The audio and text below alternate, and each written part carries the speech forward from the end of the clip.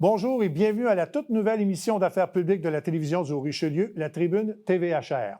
La Tribune, tout simplement parce qu'on va offrir une tribune aux gens, aux responsables d'événements, pour qu'ils viennent nous parler des enjeux de la région et également de ce qui touche les gens. Cette semaine, pour la première semaine de l'émission, nous allons recevoir les 3 principaux candidats à la mairie de Saint-Jean-sur-Richelieu. Donc, c'est un rendez-vous. Place maintenant à la Tribune TVHR.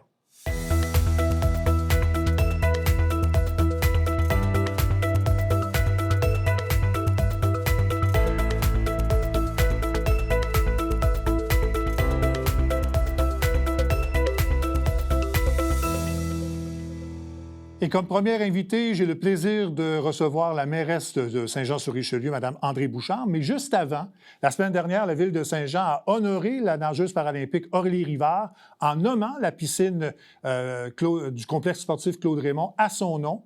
Elle a participé à une conférence de presse et aussi signé le livre d'or de la Ville de Saint-Jean-sur-Richelieu. On va vous présenter des extraits de ces 2 événements et par la suite, je demanderai à Mme Bouchard de commenter et on tombera ensuite dans le vif du sujet, soit les élections qui s'en viennent dans un an. Enfin, c'est avec bonheur et avec fierté que nous vous avons réunis aujourd'hui pour annoncer que la piscine du complexe Claude Raymond portera désormais le nom Aurélie Rivard.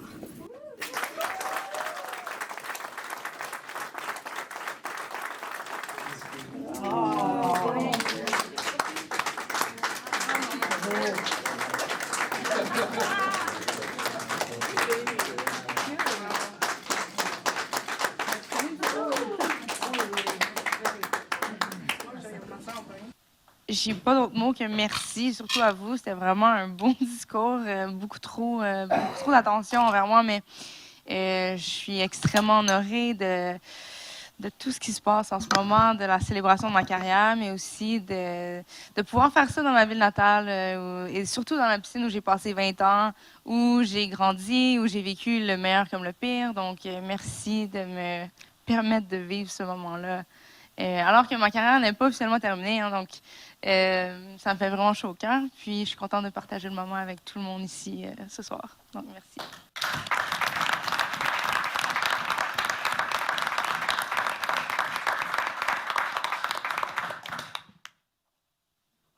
Madame Bouchard, d'abord, bienvenue. Merci d'avoir accepté l'invitation. Vous êtes celle qui brise la glace. C'est un privilège. C'est vraiment un privilège pour moi d'être à votre toute première émission. Le plaisir est pour moi. D'abord, est-ce que vous avez été difficile à convaincre de nommer la piscine du complexe sportif Claude Raymond au nom d'Aurélie Rivard? Le conseil municipal a absolument pas été difficile à convaincre. C'est quelque chose qui était dans l'air depuis quand même quelques années.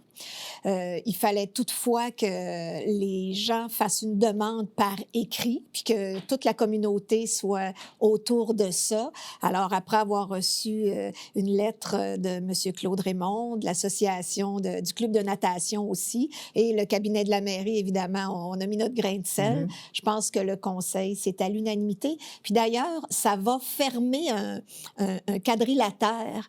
Il y avait déjà la piste d'athlétisme Pierre Larose, le Colisée Isabelle Brasseur, le complexe sportif Claude Raymond. Alors maintenant, quoi de mieux que la piscine Aurélie Rivard? Oui, et je pense qu'elle le mérite très bien. Et c'est une représentante, une fière représentante de la communauté joannaise. Donc, bravo pour cette initiative. On est très fiers.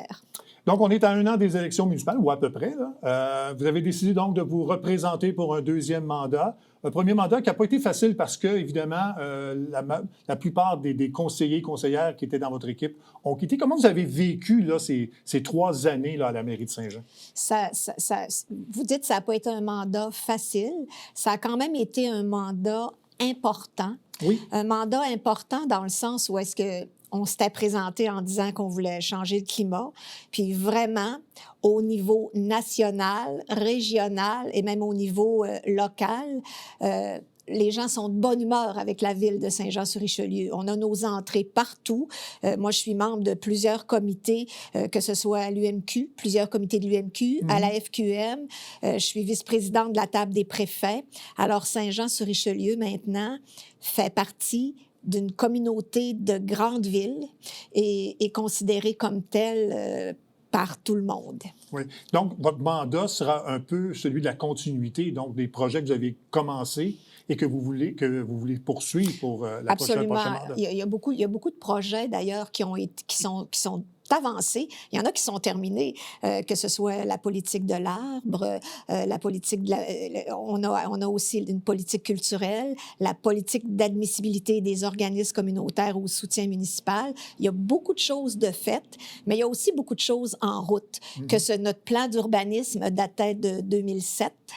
Alors, je pense force a été de constater dès le début de mandat qu'il y avait des éléments à Saint-Jean-sur-Richelieu qui poussaient un peu à tort et à travers.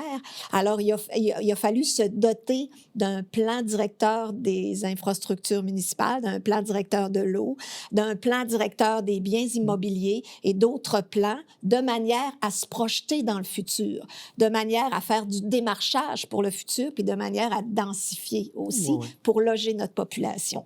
Je sais que le programme n'est pas officiel. Là, vous n'avez pas annoncé de programme en tant que tel pour le prochain mandat. Là, vous venez de parler de dossiers que vous voulez poursuivre. Mais est-ce qu'il y a des priorités, des dossiers que vous voulez aborder peut-être, qui sont peut-être plus urgents ou que vous voulez développer pour Saint-Jean? J'ai toujours dit qu'on voulait avoir un équilibre entre le développement économique et le développement durable. Tout ce qu'on a mis en place, c'est pour assurer un meilleur développement économique. Un développement économique plus en concertation avec les environnements. On a la chance à Saint-Jean-sur-Richelieu d'avoir 4 vecteurs de développement économique, au moins 4, notamment l'agricole, le commercial, l'industriel et le tourisme. Alors, moi, s'il y a quelque chose que je veux mener à bien, qu'on espère mener à bien dans les prochaines années, puis on est très avancé, c'est le centre de congrès, qui va avoir des retombées importante au niveau économique, au niveau commercial sur la région, parce que ce qu'on veut intéresser, c'est le tourisme d'affaires, qui est un créneau qui n'est pas nécessairement très envisagé par d'autres centres de congrès. Alors, nous, on pense que ça va être vraiment un vecteur de développement économique important, puis ça va nous permettre d'aller chercher des fonds ailleurs que par les taxes aux résidents. Parce que moi, s'il y a un mandat que je veux me donner, c'est d'essayer d'aller trouver des façons alternatives de sources de revenus pour la ville de Saint-Jean-sur-Richelieu. En fait, organiser des événements ou justement des congrès qui peuvent attirer des personnes de l'extérieur pour amener ce qu'on dit de l'argent neuf. Absolument, absolument. Parce que l'assiette fiscale de Saint-Jean-sur-Richelieu, je le disais avant d'être élu, je le dis encore, c'est encore trop tourné vers les contribuables qui justement contribuent pour une large partie à l'assiette fiscale. Alors, on a commencé des travaux pour faire des recherches actives de subventions qui nous ont d'ailleurs apporté par exemple, d'ici 1 an ou 2, on va construire la glace couverte réfrigérée. Oui, oui. Alors ça, c'est une subvention importante. On a eu une subvention importante aussi pour notre caserne. Alors, je veux regarder aussi du côté j'ai dit des nouvelles sources de revenus, mais aussi peut-être la mutualisation de services avec d'autres municipalités. D'accord. Alors, pour moi, ça m'apparaît, puis je vous en dirai pas plus la campagne, mais ça, c'est vraiment, pour moi, c'est inscrit dans le temps que c'est ça qu'il faut faire, c'est vers là qu'il faut aller. Parfait. Là, vous parlez de projets. Je sais qu'il y a des projets d'immobilier qui sont en cours, dont celui de l'ancienne usine de la Hart Batterie ici à Saint-Jean.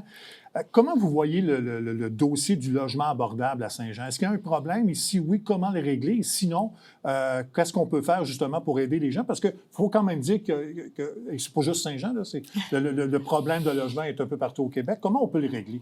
Le régler, ça va se faire sur quelques années. Personnellement, je tiens beaucoup à ce que quand on construit des logements, qu'il y ait toujours une partie de logement abordable. Je pense que c'est important qu'il y ait une mixité de clientèle qui cohabitent ensemble. Alors, c'est ce à quoi va répondre, je pense, le projet sur la Hart Batterie. Alors, on a fait un appel à projet, puis je pense qu'on avait des critères qui s'inscrivaient dans ce sens-là. Et ceux qui qui favoriseront davantage la mixité gagneront des points là-dessus. On a un projet aussi, je pense que vous n'êtes pas sans savoir que Mission Unité Aînée Oui, tout à fait. va construire un 100 logis, 100 logis de logements abordables, 100 logis pour les aînés. Quand on sait qu'on a une liste d'attente pour ces logements-là de presque 300 personnes, je pense que ça va répondre quand même à un besoin. Puis ça fait en sorte aussi que ces gens-là sont quelque part. Alors, ils vont libérer des logements. C'est un plus aussi pour la communauté. Voilà. Mais comment vous voyez ça, l'abordabilité des logements, justement? Parce que j'ai assisté à la consultation publique de M. Tremblay la semaine dernière et les gens s'interrogeaient sur l'abordabilité des logements. Comment vous voyez ça, vous? Bien, il va falloir, évidemment, qu'on reçoive des projets à la Ville de Saint-Jean, puis qu'on soit capable d'en mesurer les impacts sur la communauté. Il faut aussi que les logements... On a fait une étude pour savoir de quel logement on avait besoin à Saint-Jean-sur-Richelieu, puis les braquettes de prix aussi. Alors, je pense que c'est quelque chose qui va se faire en partenariat avec la Ville et avec certains promoteurs qui auront à déposer des projets. Voilà. Sur un plan plus personnel, il y a de la difficulté actuellement pour les élus, particulièrement les élus féminins, mais aussi masculins. Là, les élus municipaux, il y a 10 des élus qui quittent parce que, justement, ils se font soit harceler ou que la difficulté de la charge. Comment vous vivez ça, vous, étant donné que vous êtes à la tête même d'une ville quand même importante? Là? J'ai déjà dénoncé des propos qui étaient tenus sur Facebook et tout ça. Je le vis comme toutes les autres. Là. Ce qui me permet de passer à travers de ça, c'est que souvent, moi, je me dis tout le temps que ces propos-là, il ne faut pas que je les prenne personnellement. Il ne faut pas qu'ils soient attachés à ma personne. Puis je le dis souvent, ça me fait plus mal pour ma famille que pour moi-même. Ouais. Parce que pour ma famille, mes enfants, c'est pas la mairesse qui est en cause, c'est de leur mère dont on parle. Oui, je peux comprendre. Mais ce qui fait plus mal encore, je pense, c'est la désinformation qui est attachée avec tous les colibets qui sont multipliés sur les médias sociaux. Moi, si j'avais un souhait à faire, c'est que les gens, que les citoyens s'informent davantage auprès de sources davantage crédibles. Parce que... À mon avis, ce qui fait le plus de mal à la démocratie, puis la démocratie à tout niveau confondu, là, puis actuellement, je pense qu'on parle d'un niveau supérieur à moi. Cette semaine, c'est très opportun. Mais la désinformation, je pense que c'est vraiment là que le bas blesse. Oui, exactement. Bien, c'est déjà tout, Mme Bouchard. Ça a passé très vite. Mais de toute façon, on aura l'occasion de se reparler dans les prochaines semaines et les prochains mois, parce qu'on est à 1 an, et puis il y aura sans doute le programme électoral et plein d'événements qu'on aura l'occasion de parler ensemble. Ça me fera plaisir de vous présenter les membres de ma nouvelle équipe. Parfait. Bon, on y sera. Bien, merci beaucoup, Mme Bouchard, et au plaisir. Ça fait plaisir.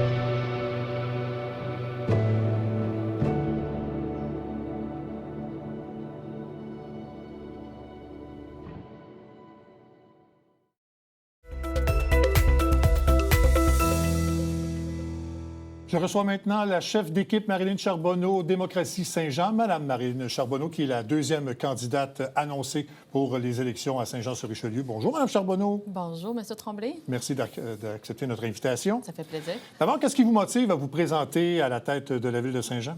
Bien, en fait, Saint-Jean-sur-Richelieu, c'est ma ville. Je suis née ici. Je connais Saint-Jean depuis maintenant près de 40 ans. Puis, j'ai travaillé dans le passé aussi auprès des affaires municipales. Et je pense que mon expérience, mon amour pour le monde municipal, puis mon expérience comme conseillère municipale me disait que je pouvais amener mon énergie, mes connaissances pour dessiner, bien, finalement, le Saint-Jean de demain.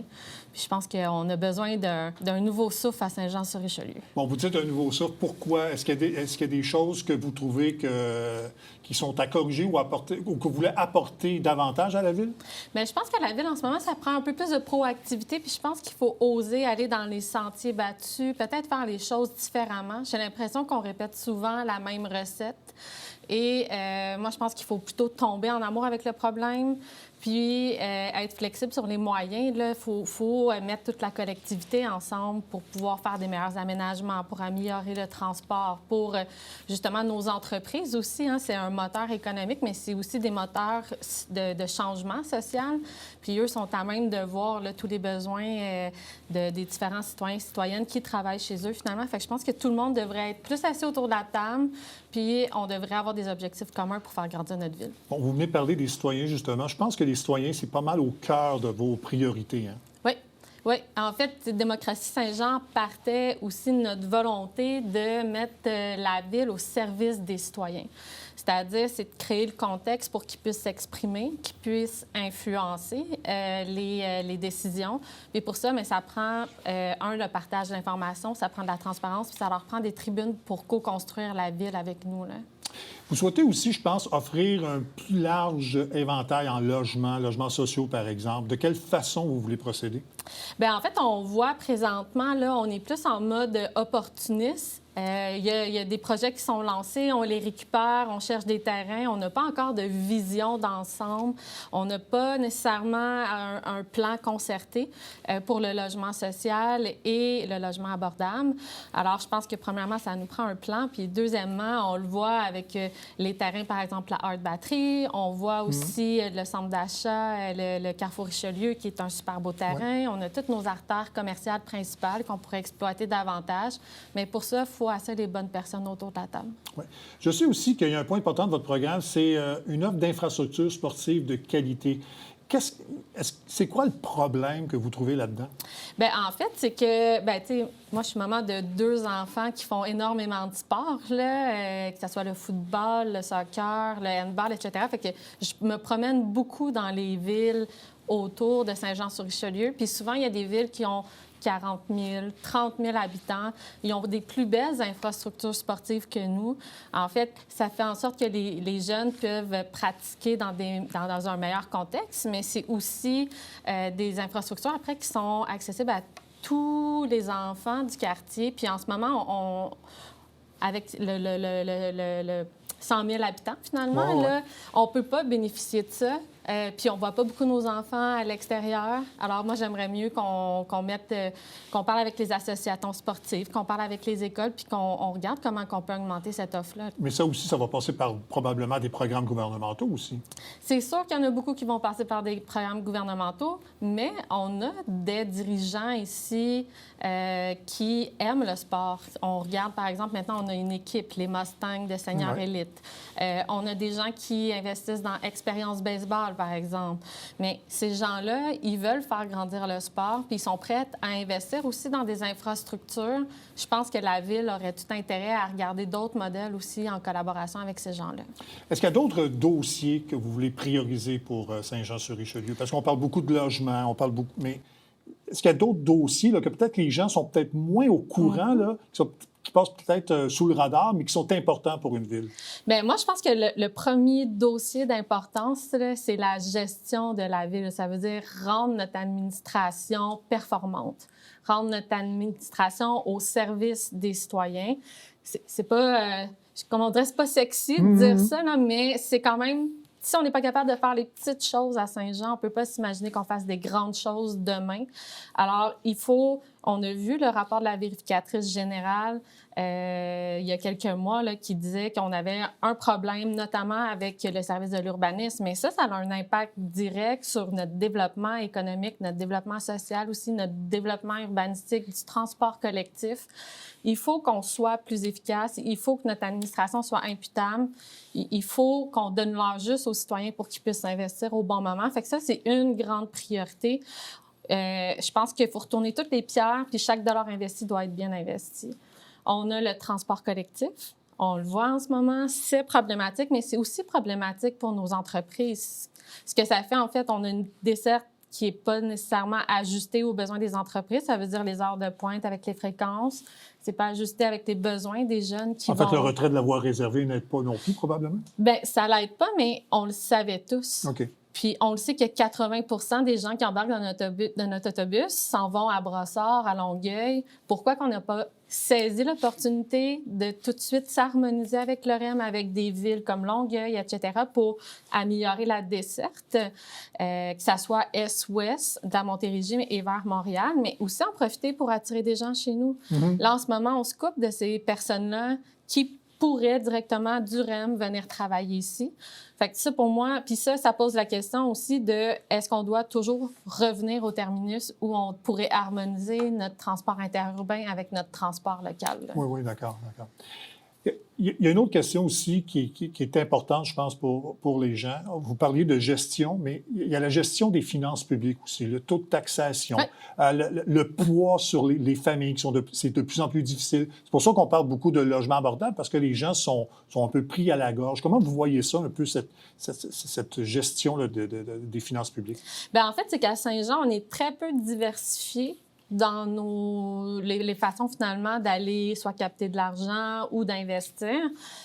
Tout repose uniquement sur la taxation. Mais il y a différentes options qui existent. Là. On pourrait très bien faire des redevances. On pourrait aussi faire des incitatifs, parce que le but, c'est pas toujours de punir les mauvais comportements, mais aussi d'amener des bons comportements pour diversifier notre assiette fiscale. Puis ça, je pense que c'est une priorité. Puis il faut être prévisible. Faut être Les gens, ils peuvent pas avoir une surprise de 7,75 % d'augmentation de taxes, ni les entreprises. Alors, si on a des besoins grandissants, il faut être capable d'étaler l'impact d'une hausse, par exemple, ou de trouver d'autres moyens pour pouvoir combler nos besoins ou faire des choix. Tu sais, quand on regarde 6 millions pour la place publique, 4 millions pour le centre des congrès, là, il y a des gens qui s'amusent à dire le palais des congrès, là.